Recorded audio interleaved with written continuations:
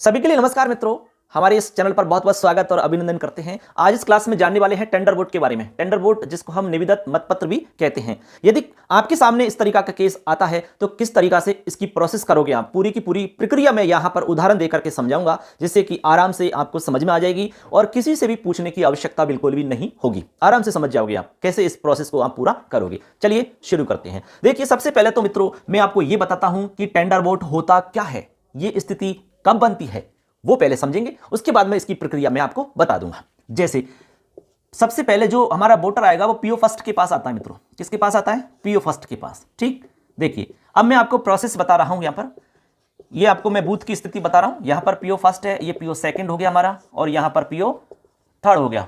यहां पर आवश्यक हो सकता है जगह हो तो एजेंटों को यहां बैठा देते हैं, और यहां पर हमारा कंपार्टमेंट होता है, वीवीपैट यहां रखी होती है, और यहां पर हमारी बीयू होती है। ये हमारी स्थिति होती है किसकी? बूथ की। ठीक है, अब देखिए मैं आपको उदाहरण के माध्यम से यह समझाता हूं कि टेंडर वोट होता क्या है, कब स्थिति बनती है टेंडर वोट की। जैसे मैं खुद वोटर हूं मान लो, ठीक है, मैं वोट डालने जा रहा हूं, तो मैं वोट डालने गया और सबसे पहले मैं पहुंचा मित्रों पीओ फर्स्ट के पास। कोई भी वोटर आएगा तो सबसे पहले वो पीओ फर्स्ट के पास पहुंचता है। किसके पास? पीओ फर्स्ट के पास। मैं पीओ फर्स्ट के पास आया, पीओ फर्स्ट को मैंने ईपिक दिखाया, ईपिक दिखा दिया उनको।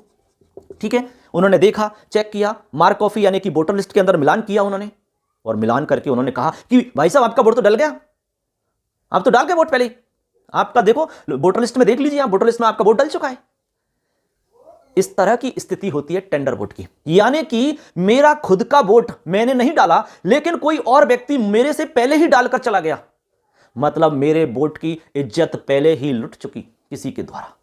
इस तरह की स्थिति होने पर मैंने कहा कि भाई मैं तो वोट डालूंगा, देखो मैंने वोट नहीं डाला है, मेरे निशान देख लो आप, मैंने नहीं डाला वोट, मैं तो वोट डालूंगा, मैं तो अभी आया हूं, इससे पहले मैं आया ही नहीं था। अब स्थिति थोड़ी सी क्रिटिकल हो गई। ऐसी स्थिति में दोस्तों अब मशीन में दोबारा मेरा वोट नहीं डल सकता, तो पीआरओ साहब के पास इस मैटर को भेज दिया जाता है। मैं यहां पर पीआरओ साहब के पास आ जाता हूं, पीओ फर्स्ट ने मेरे को भेज दिया पीआरओ साहब के पास। पीआरओ साहब ने मेरे को समझाया, तो अब वो कह रहे हैं कि भाई ठीक है आपका वोट डल जाएगा। तो अब ऐसी स्थिति में मशीन में तो वोट डल नहीं सकता, किसी भी स्थिति में संभव नहीं है। तो अब क्या होगा इस स्थिति को, तो इस सिचुएशन में मित्रों मशीन में वोट कभी भी नहीं डल सकता। ऐसी स्थिति में टेंडर वोट डाला जाता है। टेंडर वोट की सुविधा होती है इस स्थिति में। ठीक है, टेंडर वोट डाला जाएगा। अब यहां पर टेंडर वोट के लिए एक मतपत्र आता है। प्रत्येक बूथ पर लगभग 20 मतपत्र आते हैं, लगभग 20। ठीक है, 20 मतपत्र आते हैं। जिस तरह का बीयू के अंदर मतपत्र लगा होता है, सेम उसी के तरह यह मतपत्र होता है। जो मतपत्र होता है उस मतपत्र के पीछे निविदत मतपत्र ऐसा लिखा होगा, या तो नहीं लिखा है तो पीआरओ साहब को खुद को लिखना पड़ेगा। ठीक है, अब आप यहां तक यह समझ गए कि टेंडर वोट क्या होता है, टेंडर वोट की कंडीशन क्या है, किस तरह से इसकी स्थिति बनती है। अब मैं इसकी प्रोसेस समझाता हूं कि आपको अब करना क्या है, पीआरओ साहब को अब आगे क्या करना है वो मैं आपको बता रहा हूं। चलिए मित्रों, आगे मैं आपको पूरी प्रोसेस समझाता हूं कि आगे आपको कौन सी प्रक्रिया फॉलो करनी है। सबसे पहले दोस्तों क्या करना है, आपको प्रारूप 17 में टेंडर मतपत्र की आपको क्या करनी है, जानकारी रखेंगे। यानी एक आपको प्रारूप मिलेगा, प्रारूप 17 ठीक है, इसके अंदर आपको इंद्राज करना है। पहले तो पूरी डिटेल आपको लिखनी है। 17 के अंदर आप क्या लिखेंगे, डिटेल लिखेंगे। उसके बाद में आप प्रारूप 17 में वोटर के हस्ताक्षर और अंगूठा का निशान लगवाएंगे। या तो हस्ताक्षर कर देगा, हस्ताक्षर नहीं करता है तो अंगूठे का निशान लगवाना है। किसमें? 17 जो एक प्रारूप आता है उसके अंदर। इसके बाद में आप उसको क्या देंगे, उसको देंगे निविदत मतपत्र, निविदत मतपत्र।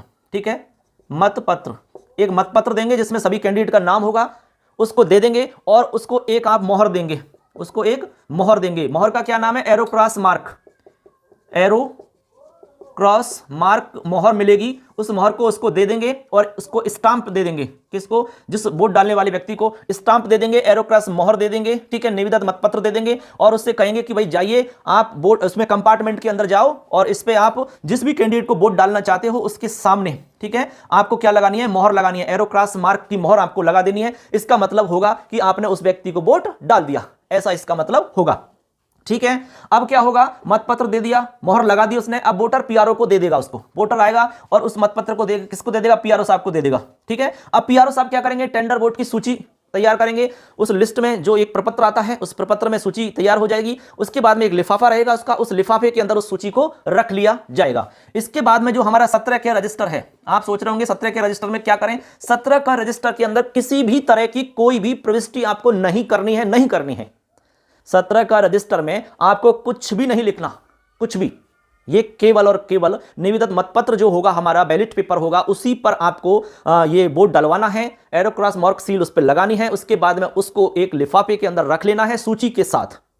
तो ये पूरी की पूरी प्रोसेस मैंने यहां पर आपको स्टेप बाय स्टेप समझा दी है। अब उम्मीद करता हूं कि आप टेंडर बोर्ड के बारे में समझ गए होंगे। यदि आपके बूथ पर इस तरीका का मामला आता है तो आराम से आप बोर्ड डलवा सकोगे, पूरी प्रोसेस कर सकोगे मित्रों। ठीक है, उम्मीद करते हैं आपको बहुत अच्छा लगा होगा। वीडियो अच्छा लगे तो एक लाइक कर देना और चैनल को सब्सक्राइब जरूर करना। ठीक है मित्रों, अगली क्लास में फिर मिलेंगे, तब तक के लिए जय हिंद, वंदे मातरम।